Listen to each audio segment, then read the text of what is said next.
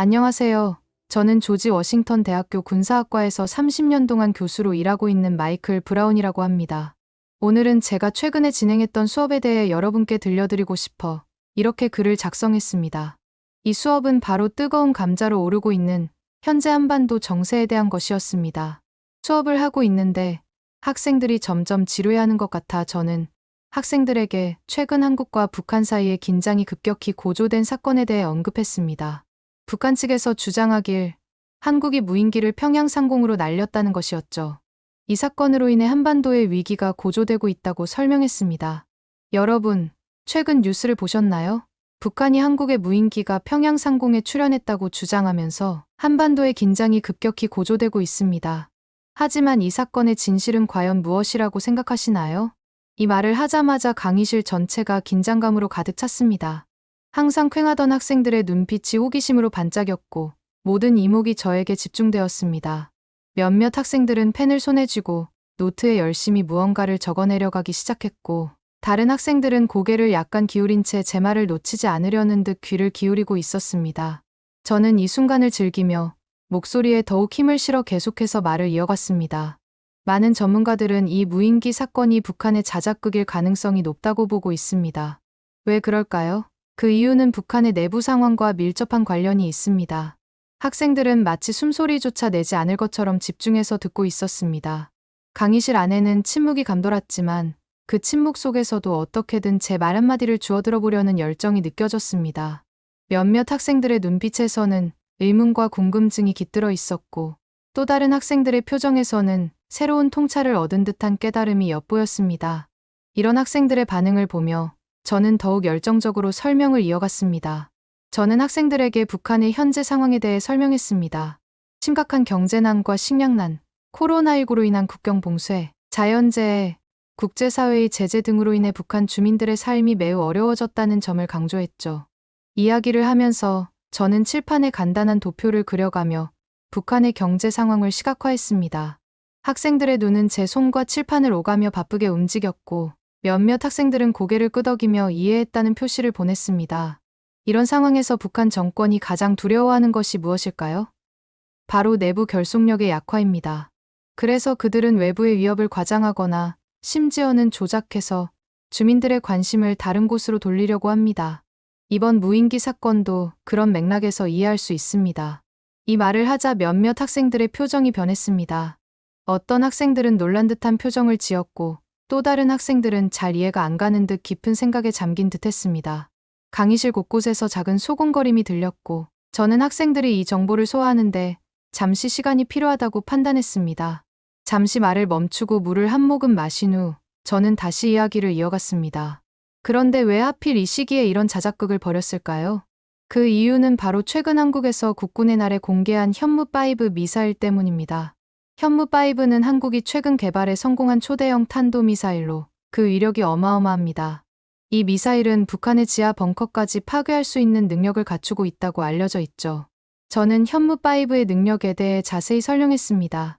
손짓을 곁들여가며 미사일의 크기와 구조를 설명하고 칠판에 간단한 도식을 그려가며 그 작동 원리를 설명했습니다.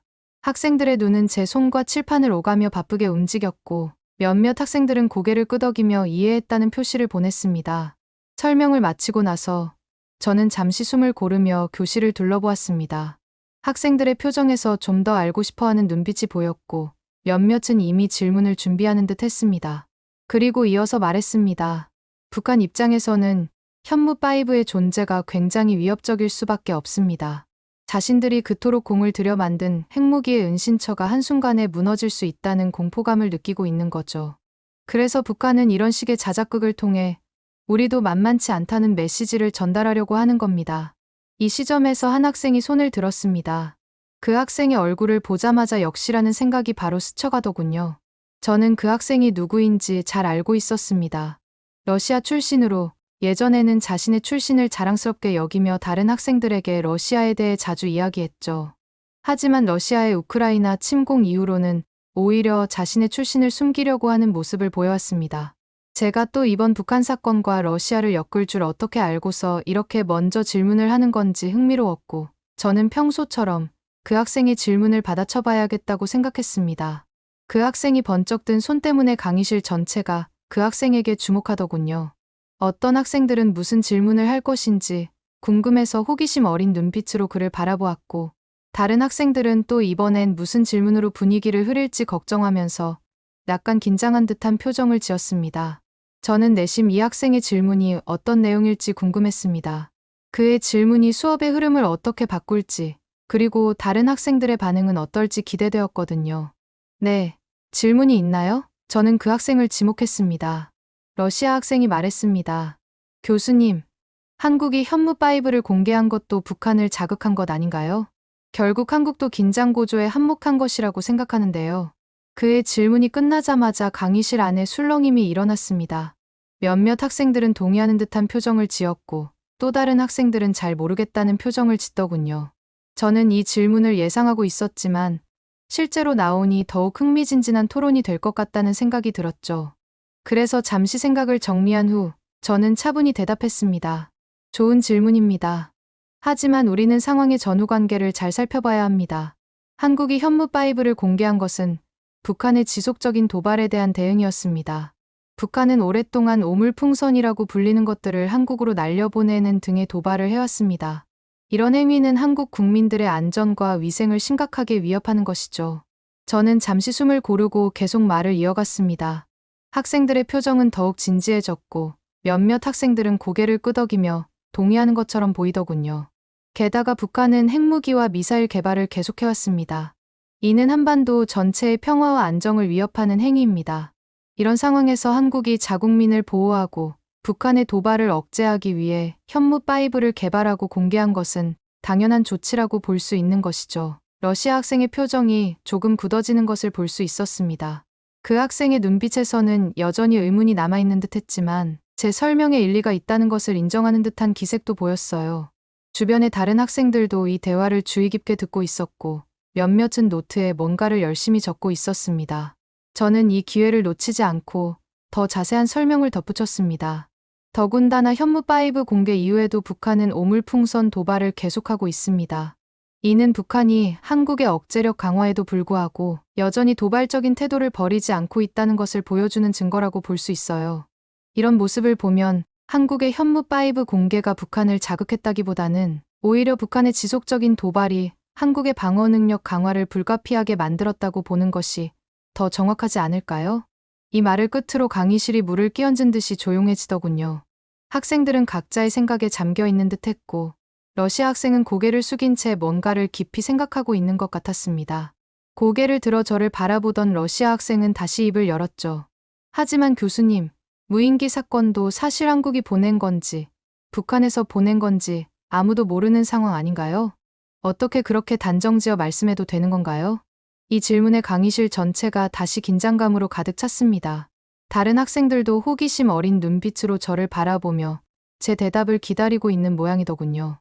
저는 당연히 이 질문에 대해 준비가 되어 있었기 때문에 미소를 지으며 대답했습니다. 좋은 지적입니다. 저는 미소를 지으며 말했습니다. 하지만 이 사건을 자세히 들여다보면 북한의 자작극일 가능성이 매우 높다는 것을 알 수 있죠. 저는 잠시 강단을 천천히 걸으며 학생들의 눈을 마주쳤습니다. 모든 학생들의 시선이 저에게 고정되어 있었고 눈빛에서는 강한 호기심이 느껴졌죠. 먼저 북한이 공개한 무인기 사진을 보세요. 저는 프로젝터를 켜고 사진을 띄웠습니다. 이 무인기의 형태가 어떻게 보이나요? 한국군의 첨단 무인기와는 거리가 멀어 보이지 않나요? 학생들이 고개를 끄덕이는 것이 보였습니다. 저는 계속해서 설명했습니다. 이 무인기는 마치 누군가가 3D 프린터로 급하게 만든 것 같은 모습입니다. 동체의 불규칙한 표면, 날개의 어색한 각도, 전문가들은 이 무인기가 실제로 비행이 가능할지조차 의문을 제기하고 있습니다. 강의실에서 술렁임이 일었습니다. 러시아 학생의 얼굴에 의구심이 스쳐 지나가는 것을 볼 수 있었습니다. 그리고 생각해보세요. 저는 목소리에 힘을 주며 말했습니다. 이 작은 무인기가 한국의 첨단 방공망을 뚫고 평양까지 날아갔다고요. 한국군의 레이더망, 대공 방어 체계를 모두 피해서요. 이는 마치 모기가 철벽을 뚫고 지나간다고 주장하는 것과 다름없습니다. 학생들 사이에서 작은 웃음소리가 들렸습니다. 심지어 러시아 학생의 입가에도 웃음기가 보이더군요. 게다가 북한이 공개한 대북전단의 내용을 보세요. 저는 다른 슬라이드를 보여주었습니다. 실제 대북 전단은 북한 주민들의 마음을 흔들 수 있는 강력하고 구체적인 메시지를 담고 있습니다. 하지만 이것들은 어떤가요? 마치 초등학생이 쓴 것 같은 모호하고 약한 내용 아닌가요?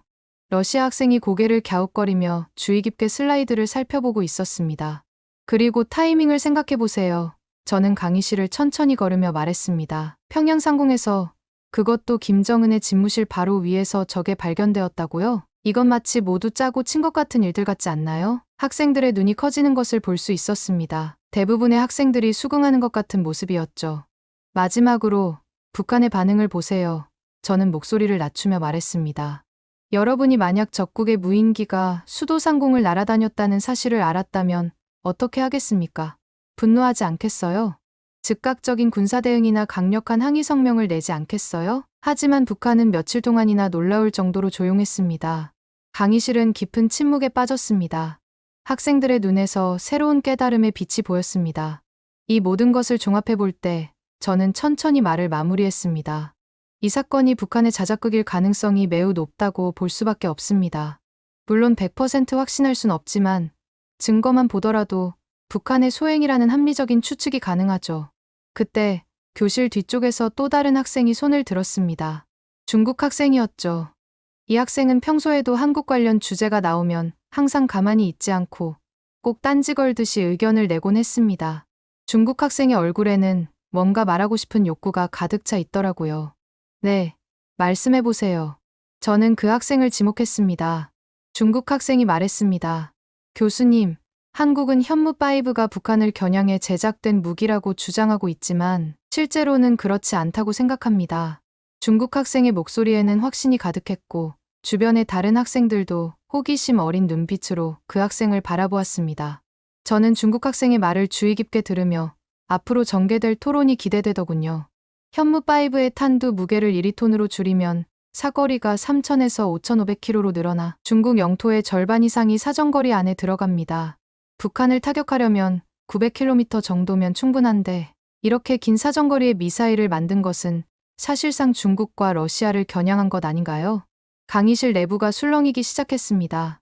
몇몇 학생들은 동의하는 듯한 표정을 지었고 또 다른 학생들은 의문스러운 표정을 지었습니다. 중국 학생은 잠시 숨을 고르고 계속 말을 이어갔습니다.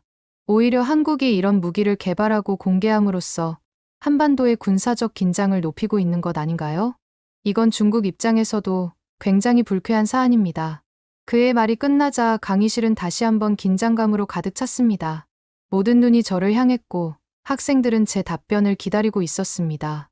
이 질문 역시 저는 예상하고 있었습니다. 그래서 잠시 생각을 정리한 후 대답했죠. 학생의 관점도 이해합니다. 하지만 우리는 한국의 입장에서 생각해 볼 필요가 있습니다. 저는 천천히 강단을 걸으며 말했습니다. 한국은 지금 여러 방면에서 심각한 위협에 직면해 있습니다. 저는 잠시 멈추고 중국 학생을 바라보았습니다.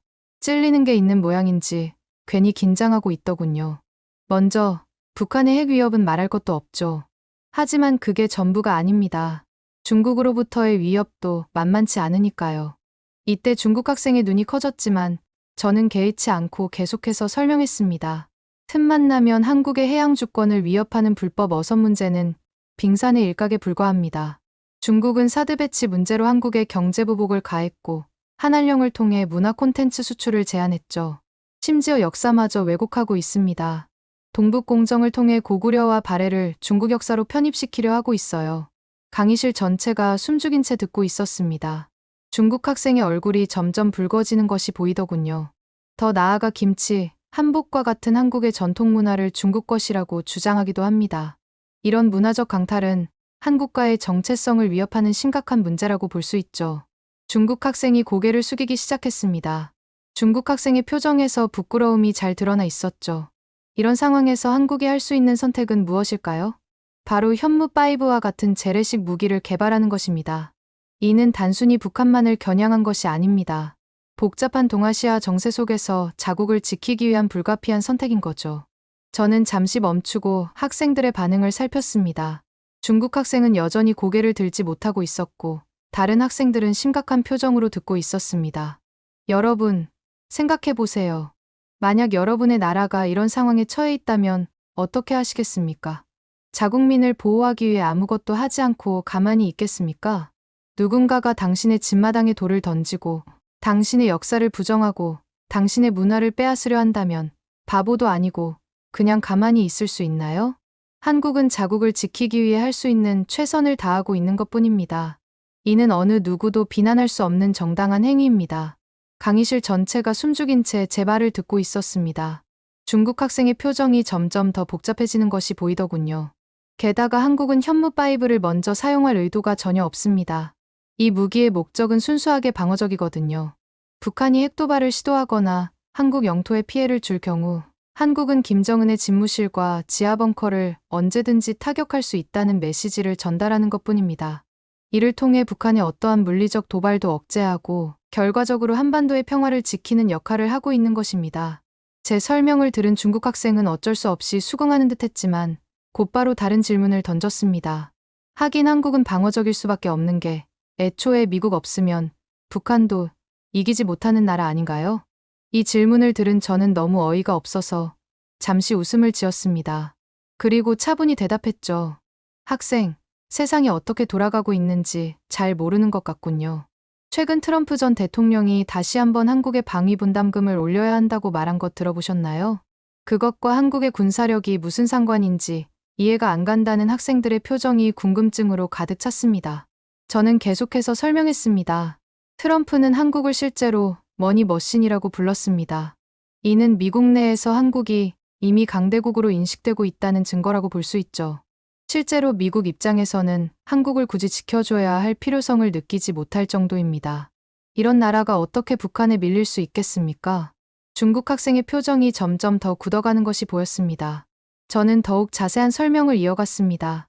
현실성을 말씀드리자면 한국의 국방력은 세계 5위 수준입니다. 반면 북한은 얼마 전까지만 해도 34위였는데 지금은 36위로 더 떨어졌죠. 이런 상황에서 북한이 실제로 한국과 전쟁을 벌인다고 해도 오래 버티기 힘들 겁니다. 저는 잠시 숨을 고르고 더 자세한 설명을 시작했습니다. 먼저 경제력 차이를 봅시다. 한국의 GDP는 북한의 약 50배에 달합니다. 이는 전쟁 수행 능력에 엄청난 차이를 만듭니다. 한국은 첨단 무기를 지속적으로 구매하고 개발할 수 있지만 북한은 그렇지 못하죠. 학생이 말한 군사력을 비교해 볼까요? 한국군은 약 60만 명의 현역 병력을 보유하고 있습니다. 북한은 약 120만 명으로 수적으로는 우위에 있지만 사실 이 부분도 수적으로 우위에 있다고 하기조차 부끄러운 게 한국의 예비군들은 현재 300만 명 가까이 있습니다. 물론 질적인 면에서는 비교가 되지 않고요.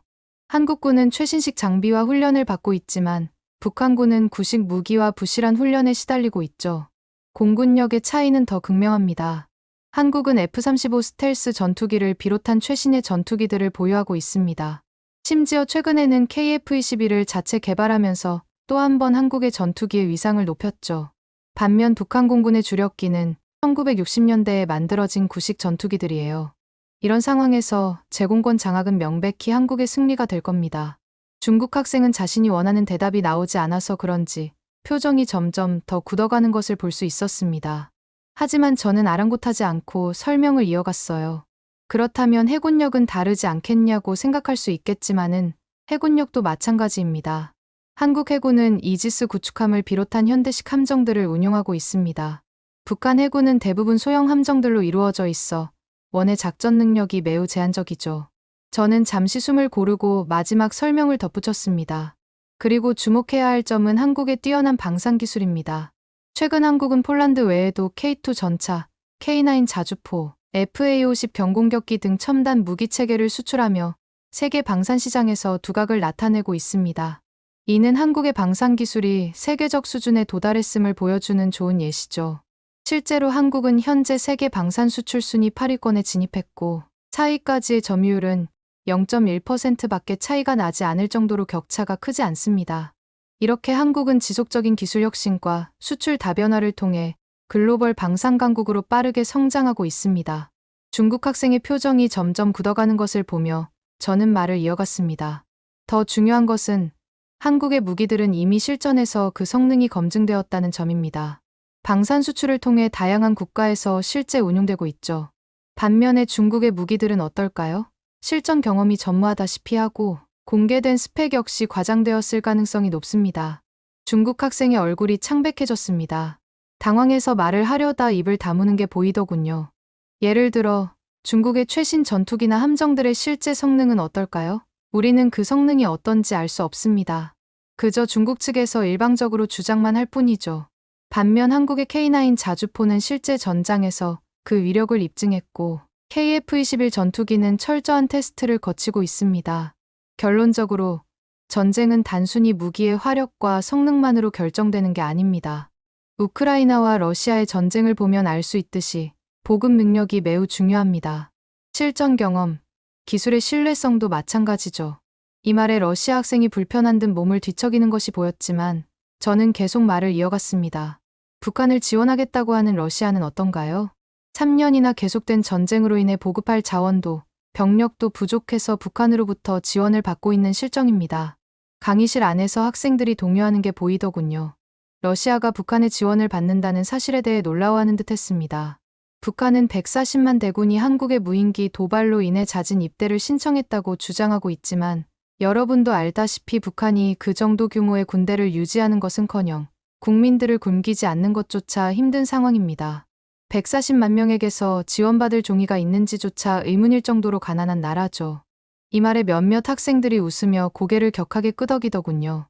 반면 한국은 어떤가요? 저는 목소리를 조금 더 높이며 말했습니다. 태평양을 장악하고 있는 미국의 전폭적인 지원을 받을 수 있습니다. 하지만 그것보다 더 중요한 건 한국 자체가 이미 선진국 반열에 올라 있다는 겁니다. 세계적인 수준의 군사력을 갖추고 있어 보급 문제에 대해 전혀 걱정할 필요가 없죠. 북한이 한국을 상대로 조금이라도 도발을 한다면 그날이 바로 김정은 정권이 지구상에서 사라지는 날이 될 겁니다. 그리고 중국 역시 한국의 털끝이라도 건드린다면 이미 전 세계에서 문제아 취급을 받고 있는 중국은 그날로부터 전 세계로부터 왕따가 되어 모든 보급을 스스로 해결해야 하는 지경에 이르게 되겠죠. 여러분이 저를 편향된 시각을 갖고 있다며 욕할 수도 있겠지만 이건 팩트입니다. 중국 학생은 이제 완전히 고개를 숙인 채 아무 말도 하지 못했습니다. 그 중국인 학생의 표정에서 한국에 대한 오만한 태도가 완전히 사라졌음을 볼 수 있었죠. 앞으로도 한국과 북한의 상황을 지켜봐야 하겠지만 지금처럼 한국에 대한 공포에 빠져있는 북한이 한국을 상대로 전쟁을 일으킬 가능성은 사실상 제로에 가깝다고 볼 수 있습니다. 그리고 이는 북한뿐만 아니라 중국이나 러시아 같은 다른 어떤 나라에도 해당되는 이야기입니다. 학생들은 진지한 표정으로 고개를 끄덕였습니다. 저는 마지막으로 당부의 말을 전했습니다. 북한의 도발이나 러시아의 개입, 중국의 우려 등 모든 행동에는 그들만의 이유가 있습니다. 하지만 그것이 정당화될 수 있는지는 또 다른 문제죠. 우리는 항상 평화와 안정, 그리고 인류의 보편적 가치를 위해 무엇이 옳은지 고민해야 합니다. 러시아 학생과 중국 학생의 표정은 특히 복잡해 보였습니다. 한국의 현무다섯 개발이나 군사력 강화는 단순히 공격적인 목적이 아닌 자국민을 보호하고 평화를 유지하기 위한 노력의 일환입니다. 때로는 평화를 지키기 위해 강해져야 할 때도 있는 법이죠. 이 말에 대부분의 학생들이 동의하는 듯한 표정을 지었습니다. 끝으로 저는 여러분들이 앞으로 군사 전략가나 정책 입안자가 된다면 이런 복잡한 상황에서 현명한 판단을 내려야 할 때가 올 겁니다. 오늘의 토론이 여러분에게 좋은 경험이 되었기를 바랍니다. 라고 말하면서 수업을 마무리했습니다. 물론 앞으로도 한국뿐만 아니라 미국도 한국과 북한의 상황을 주시해야 한다고 생각합니다. 하지만 솔직히 말해서 북한의 행동은 스스로를 고립시키는 결과를 낳고 있다고 볼 수 있죠. 북한의 지속적인 도발과 폐쇄적인 정책은 제발 자기 나라 좀 그만 건드리라고 격하게 말하는 꼴이기도 하고요. 북한이 선택한 이런 고립주의적 노선이 과연 그들의 국가 발전에 도움이 되는 선택이라고 생각하지는 않지만 경제 제재, 국제사회와의 단절, 그리고 자국민의 고통 등을 감수하면서까지 현재의 정책을 고수하는 것이 북한에게 어떤 이익을 가져다 주는지 의문입니다. 결국 북한의 진정한 발전과 번영은 개방과 국제사회와의 협력을 통해서만 가능할 것이라고 생각하지만 그러지 않을 테니 앞으로도 이렇게 홀로 발전 없는 나라로 굳어질 거라고 생각합니다.